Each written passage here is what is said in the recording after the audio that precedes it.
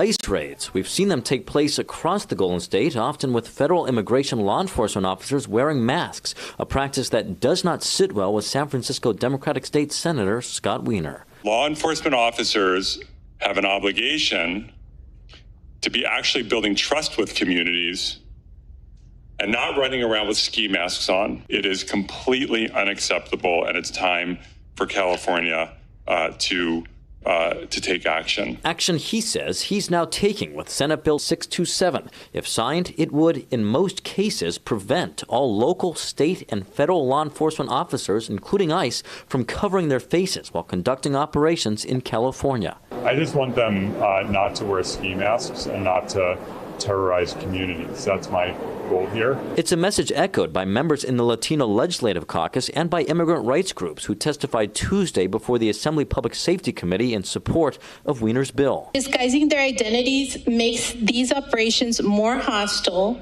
and less safe for everyone. There is no place for the activities of secret police in a free and democratic society. This bill is about transparency, this bill is about accountability, and this bill is about restoring trust. Backers point out the bill does make exceptions allowing officers to cover their faces in undercover operations and when they need medical-grade masks, smoke protection equipment, and protective gear for SWAT.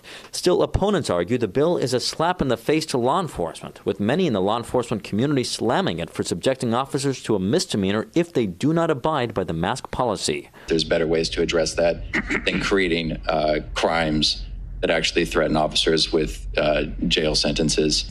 I know this doesn't feel like we're attacking law enforcement, but unintentionally it is attacking law enforcement. It's unfair. It's not right. Before his election to the state assembly, Tom Lackey served 28 years with the California Highway Patrol. He says law enforcement must take action to protect their identities from bad faith actors. Law enforcement is painted as the wrong side and as the villains, and when in fact they're making sacrifices for the public good, and it's not healthy to paint them as something to the contrary. But even if the bill advances, there's a big legal question lingering, a question we posed to McGeorge School of Law adjunct professor Chris McKaylee. Can a state bill tell federal law enforcement what they can and cannot do?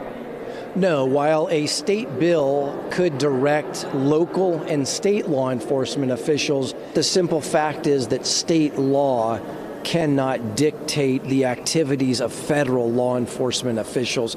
That's a matter of federal law only.